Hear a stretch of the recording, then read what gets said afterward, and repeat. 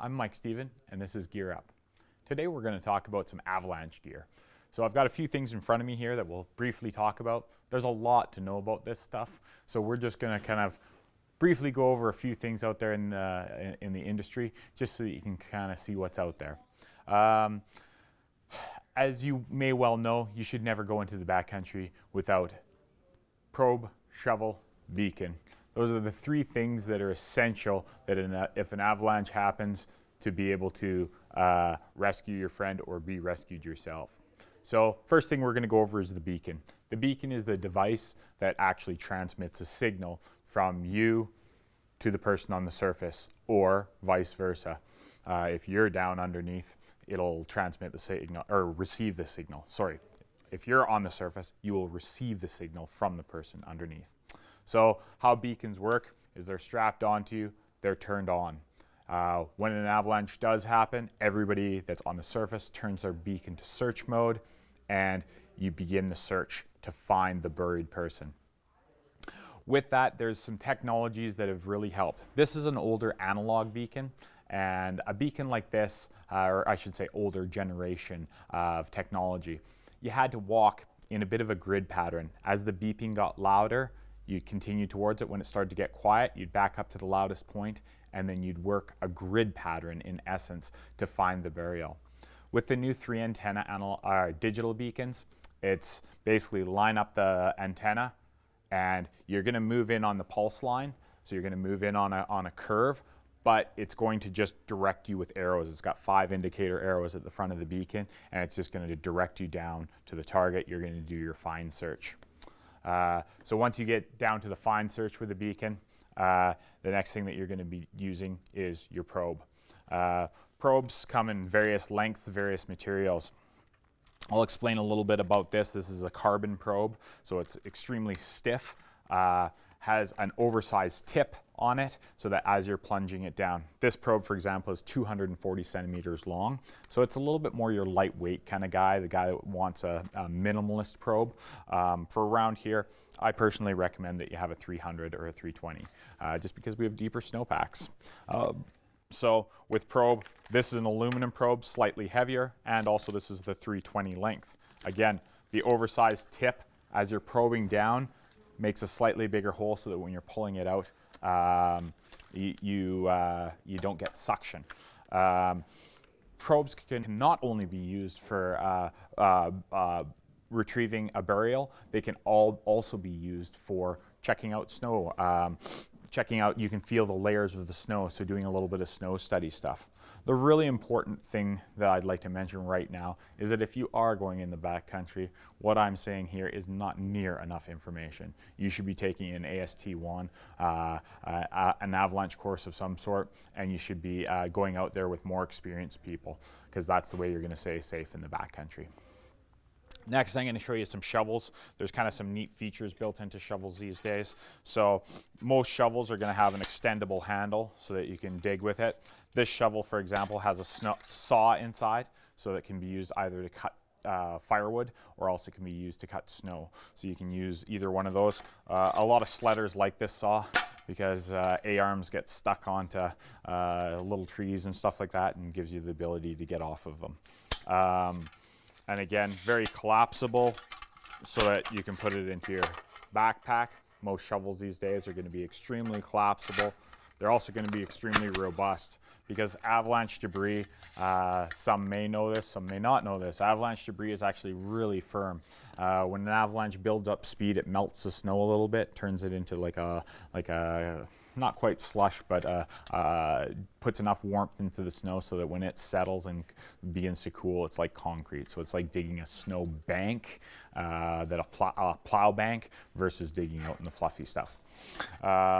You're going to have various scoop sizes also to choose from with avalanche shovels. So depending on whether you're primarily using it to dig out a sled, or whether you're using it to as a backcountry shovel to dig snow pits, some people prefer to have a bigger or smaller blade, depending on the strength of them and depending on the size of their pack.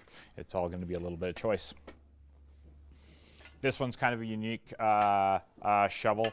It has the ability to actually turn into a a mountaineering axe. So to be able to put that in there, you can actually rest yourself. It's also designed, this little kit that's on this shovel, to be able to make a toboggan out of your skis. So if somebody does get injured in the backcountry, you're able to put two skis together and actually make a sled. It's got the bolts, and then you use the arms of this to bolt that together. Your skis do have to have the holes in the tip and the tail to be able to do that. But just kind of another neat feature out there.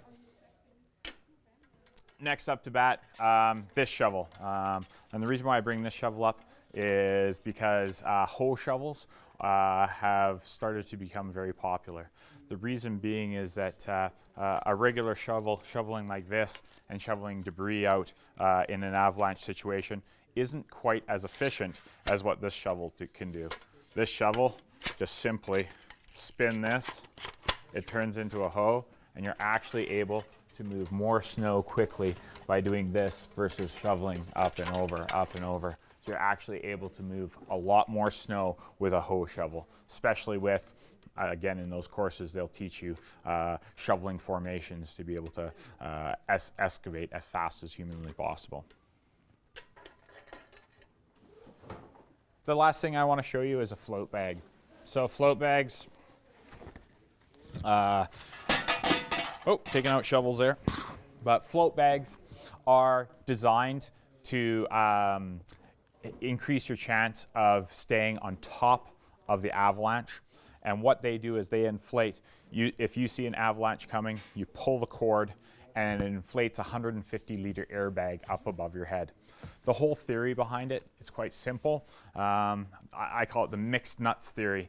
If you take a bag of mixed nuts and you shake it, all the smaller debris is going to move to the bottom. The lighter, bigger debris is going to move to the top, or nuts in this case. So in an avalanche, when you're moving down a slope, the snow is tumbling. There's lots of churning. There's lots of movement in the avalanche. With that, it adds 150 liters to your size with virtually no weight. So what that does is that helps keep your body on the surface of the snow as it moves down, so that when the avalanche finally comes to a rest, you're on the surface of the avalanche. So airbags or float bags are something that people are very interested in these days if they're spending lots of time in the backcountry. And the success rate of airbags keeping people on the surface is extremely high. There's some tests out of Europe that I've seen that they've had them there longer that are extremely high. So an airbag, it's an expensive purchase to make in the backcountry, but it's also one of those ones that might make sense if you're an avid backcountry goer. The big thing about all this gear, you guys, is that really what you need to know is not to just have the gear, but to know how to use the gear. So it is really important that you get yourself an AST course, an avalanche course of some kind, and go out there with more experienced people than yourself. You know what? It's awesome. It's a lot of fun out there. Be safe. Thanks for watching. This has been Mike Stephen with Gear Up.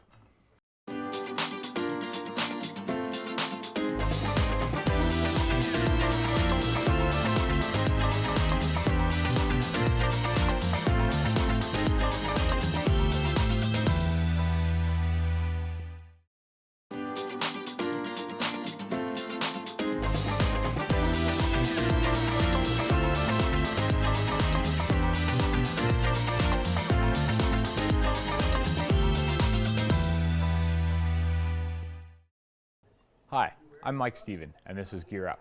Today we're going to talk about ski boots.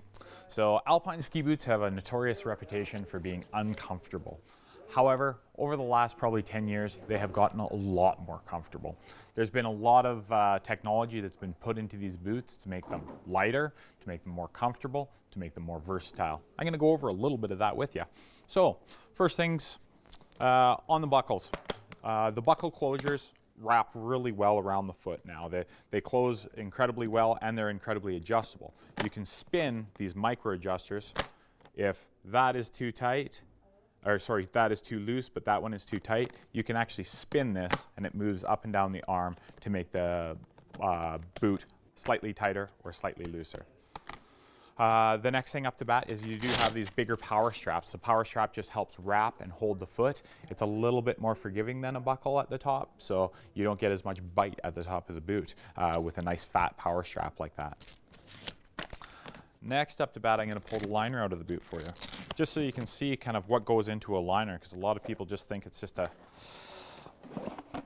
it's pretty boring, but there's actually quite a bit going on in liners these days. So if you can see, I don't know if you can see the detailing there of the ankles, but you've got places for your ankle bones to sit in, places to grab a hold of the back of your foot so that you don't get heel lift. If you look through this stuff, you see a silvery material here. That's a foil to help reflect heat back into the boot. So you've definitely got a lot of nice features in this boot. On top of all of that, this boot is heat moldable. So the actual liner of the boot can be heated up, and it can kind of take care of the break-in process, or a bit of the break-in process for you, so that it heats it up, wraps around your foot quite well, and then that's the fit from there on out. The other thing that's inside of a boot is the footbed. The footbeds that come with most ski boots, they're not the best quality, they're okay. But if you're having sore and achy and tired feet, an aftermarket footbed can make a huge difference. You can, with aftermarket footbeds, you can adjust the height of the arch. You can adjust your leg alignment so they can be set up differently for somebody that's slightly knock-kneed or bow-legged, or somebody that has a neutral alignment. So footbeds can definitely make a huge difference if you've got a boot and you just aren't feeling comfortable in it and you're having achy feet. A lot of times it's one of the first things that we do to help a person is take the old footbed out and pop a new footbed in, and it usually takes care of a lot of the problems. So with the heat molding material now wrapped around your foot, the big thing about that is not to over tighten the boot. A lot of people crush or really tighten down ski boots, and what they end up doing is crushing the circulation out of their foot. They also tend to wear thick ski socks in their boots. A thinner ski sock, so that all the contours on your foot can be grabbed a hold of by the liner, allow you to actually buckle the boot much less tightly, but still have a secure fit. Once you have that secure fit, you're able to not tighten the buckles down so much that you're crushing the life out of your foot and crushing the circulation out of your foot. So a huge recommendation for you is buy a proper ski sock, a good wicking ski sock that wicks sweat away from your foot, nice and thin, so that the liner can do its job and grab a hold of all the contours of your foot. Next up, we've got the actual shell of the boot. So in the shell of the boot, this boot has some neat features in it. It has the ability to tour or walk, so whether it be just kind of walking around chasing kids in the base area, or whether it be climbing up that peak at the top of the hill where you have to boot pack for 150 meters to get that final descent. You just flick a switch on the back of the boot, it disengages, and you can see the boot is now able to walk much more normally. You've got much more of a heel to toe walk, a much more natural walk than that kind of knees bent stormtrooper walk. When you flick it the other way to go down, it locks in, then you've got the support back in your boot. So kind of a neat feature that way. This boot in particular has the ability to even put, it's a ski boot, and for the backcountry nuts out there, you can actually put a tech sole onto the boot. What tech soles are designed for is the tech bindings like Dynafit, G3, the Marker Kingpins, and they actually pin in on the front of the sole and clip in on the back. So this sole can be removed, those pads put on, and then you can run tech bindings on a boot that's designed for on-hill with the ability to play off-hill. So you end up getting an incredibly versatile boot out of a boot like this. One of probably the most important features, at a certain price level in this boot, you get into something called custom shell. People have heard of custom liners for quite some time now if they've been in the ski industry, but custom shell is something that's fairly new. And it's now becoming affordable. It's not on your $1,000 boots. It's come down in price into the $400 or $500 range, whereas you can actually get custom molding shell, meaning we put the shell into our oven. It's a convection oven. We heat the shell up to the point where you can actually dimple the plastic with your thumb a little bit. That's how soft it is. We put the liner on another heater, put them both together into the boot, put your foot in it, let your foot take the space it needs. So it takes the space out of the shell that it needs. Doesn't take any more, doesn't take any less, just takes this amount that it needs. And then we cool the shell. And once the shell is cooled, like no drying it out or heating it up, we'll get it up to that temperature again. And you have a shell that actually fits you. Because if the shell fits you really well, the liner and the shell combination is going to make for a very comfortable boot. So that's kind of this boot in a nutshell. And the big thing about boots is sizing them and getting them to the right size for yourself. So you want to make sure that you're being helped and you're being helped into the right size if you don't know how to size a boot yourself. So making sure that you do a shell test, which is taking the liner out, putting your foot into the shell and seeing how much room. You want about an inch in the back of a shell. That'll give you enough room for the liner and a little bit of comfort. And then there's some variances on how tight you want to do it for more performance or more comfort. Next we're going to talk about this boot, just because it has some kind of unique features to it too. If you remember way back in the day, the company Reichly is gone now, but this boot has been brought back to life from its molds. One of the really unique things about this boot is it's a distortion flex-free design, meaning with a standard boot,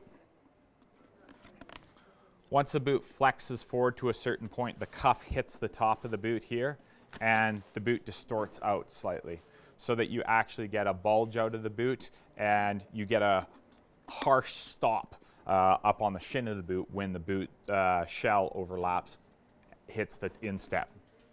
With this guy, because there is no overlap, this boot is quite unique because it can flex forward and smoothly. It has a progressive flex, meaning it gets stiffer as you flex into it harder. And the other kind of neat thing about this boot is that if you made the mistake of buying a boot that's too soft for you, you can actually just replace the tongue to stiffen the tongue. One of the big features of this guy here is the liner. It's made out of a material called Intuition foam, and Intuition is, for one, extremely light. It's also extremely moldable. If you look at like just the little ridges put into it just from the ribs in here. When we heat mold this to your foot, this is a very, very heat moldable material, much more so than other materials. You can see the little rivets on the boot. You'll be able to see the contours inside the boot of your feet. So for one thing, this material is extremely heat moldable. So Intuition material is fantastic for that. The next thing that's really neat about Intuition material is it holds heat in really well. It's a closed cell foam, so it actually holds heat really well. People that are looking for a boot that's just going to be naturally extremely warm, Intuition material might be the ticket for you. I've got this little footbed. I don't know how well it's going to show up on camera, but this was just a piece of Intuition foam, and then we heated it. Somebody stepped on it. As you can see, the foot on here takes the impression quite well. So the Intuition foam really forms around the heel and around the toes. You can see quite a bit of detail from that. You can actually even see the toe prints if you look close enough on this one. You know what? I hope that some of this information will help you purchase the right ski boot for your foot. This has been Mike Stephen with Gear Up. Thank you very much.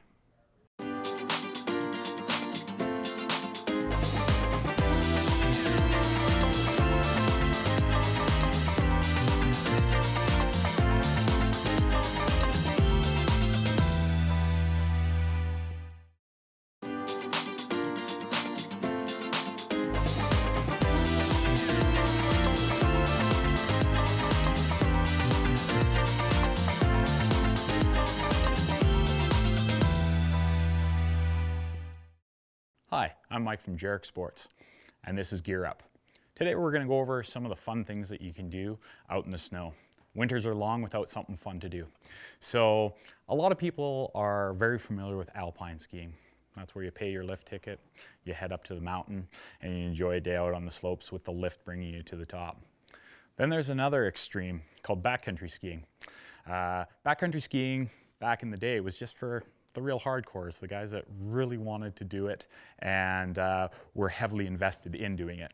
The industry has now got some neat bridging technology that can allow the average skier to play a little bit in the backcountry with their friends without it costing them a whole heap load of money. So the neat thing that has happened in the industry, one, is the bindings. So if you want to go up the mountain, two things have to change, or two major things have to change. When you're skiing down, your feet are pinned to the ski, but when you're going up, you need your binding to be able to allow you to walk comfortably into the backcountry. So just by pushing that button there, I release the binding. You put this so that it doesn't re-engage, and now you're ready to walk in the backcountry. This heel raiser also allows you to climb steeper inclines efficiently. A lot of people ask, is this binding strong enough to be on the mountain all the time? Up skiing mogul runs and stuff that the Alpine Resort will dish out? Absolutely it is. It's strong enough to handle that, yet it still works in the backcountry. So you can have one setup to do both things, which is pretty darn fun. There's a second piece of the equation. The second piece of the equation is, now you've got your feet working and moving, but what you need is you need something to give you traction. Your skis regularly are set up to glide on this nice smooth P-Tech surface. So that's alpine skiing. When you want to go up, you apply this material right here onto the bottom of the ski. It's called skin material. It kind of feels like Velcro in one direction and nice and smooth in one direction. So as you're gliding forward, it's nice and smooth, but it's like Velcro when you come back on it. The benefit to this is, obviously, you gain traction so that you can climb up the mountain, and they're easily removable on, off. I've got this little demo piece here. If you can pretend that this piece right here is a whole ski, that's the tail of your ski, that's the tip of your ski. To remove it, you just simply peel it off, and you can see it's got quite an adhesive on it. Peel it off, you stick it back on itself is one of the most popular ways. You stick it in your jacket pockets or your skin pockets, keep them nice and warm for your next lap. When you get down to the bottom, you've just skied a wonderful run of powder. Again, you reattach onto your ski, slide it down smooth, and you're ready to go back up again. So with skin material and with this style of binding, you have the ability to walk in the backcountry. And that's what the bridge now is called slack country. So there's going to be people that ride on the resorts. There's going to be people that do multi-stage trips in the backcountry. Slack country means either going off the top of the peak of that mountain, any one of your resorts. If you hike for 15 minutes, you get better turns. You're further out of the way of traffic, and you get a lot better turns. That's slack country. A lot of times people will go in the evenings places, a place that you know very well, skin up to the top, and you can make some runs with headlamps, all that kind of stuff. So it can turn into an evening type thing. So just another thing to do out there on those long winter days.